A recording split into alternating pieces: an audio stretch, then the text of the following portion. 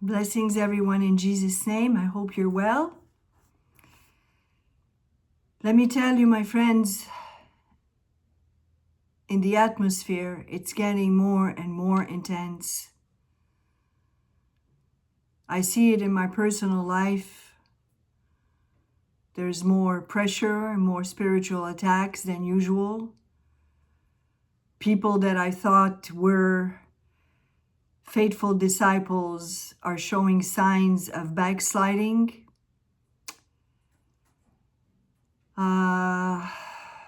No integrity, no true willingness to surrender everything to God. More and more are following the world, the pleasures of the world, and it saddens me because I can't fellowship with people like that anymore. I will not put my own faith at risk, and I cannot make them change, even though I have pointed it out to them that they're living a lie. And their favorite counter attack is, oh, well, that's just your truth. It's just your opinion. It's just the way you see it. So I know that I cannot reach them when they say that. I say, okay, fine. Then it's best that we go our separate ways, but don't expect me to accept the way you're living now. So thank you and goodbye.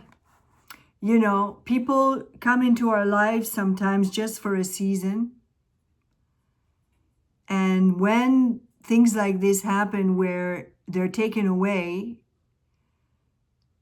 don't try to hold them back. If they are not willing to see the truth about their life, what they're doing wrong, then accept that it's God's hand that has separated you, and just forgive them, pray for them, and let them go. All right?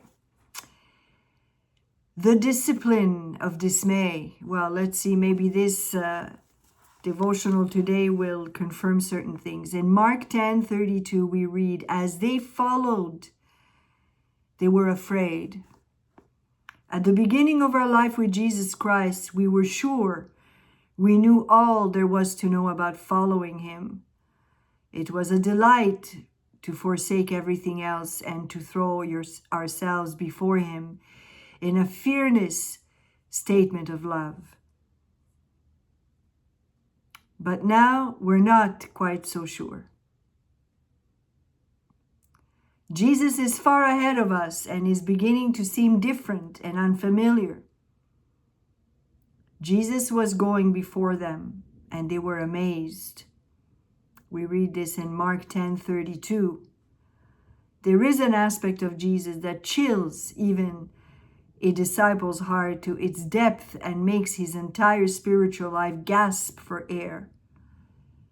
This unusual person with his face set like a flint, Isaiah 50 verse 7, like a flint, is walking with great determination ahead of me, and he strikes terror right through me.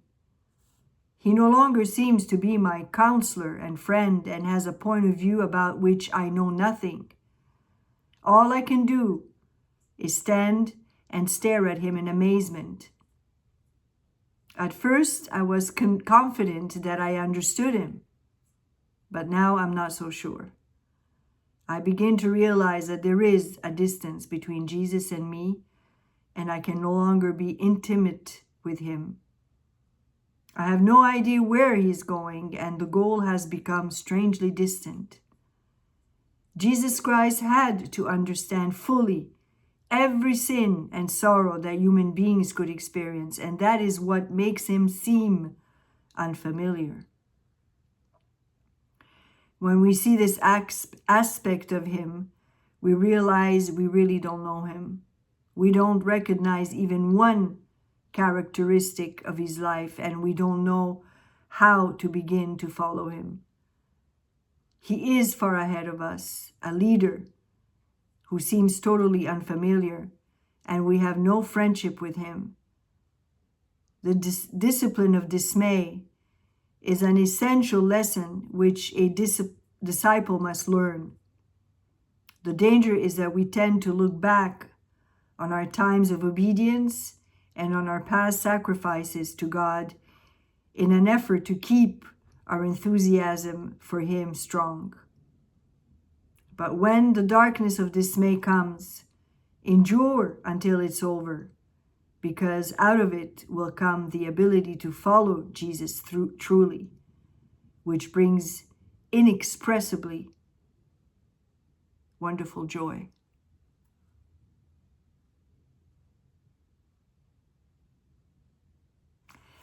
Well, he did tell us to follow him in the way that he lived his life, by denying ourselves, by picking up our cross. It is possible, my friends, to follow him, providing we always remain under his grace and live in total obedience. Even if we don't understand everything, it'll be impossible to understand everything until he returns. So don't make any efforts to understand everything thoroughly before you can say, I follow him. No, he just wants you to follow him and trust him. Whether you understand or not, that's proof of your faith. Okay? And be careful who you listen to, who you fellowship with. Satan is very conniving. He will send even believers to deceive you. Pray for spiritual discernment and wisdom. God bless you.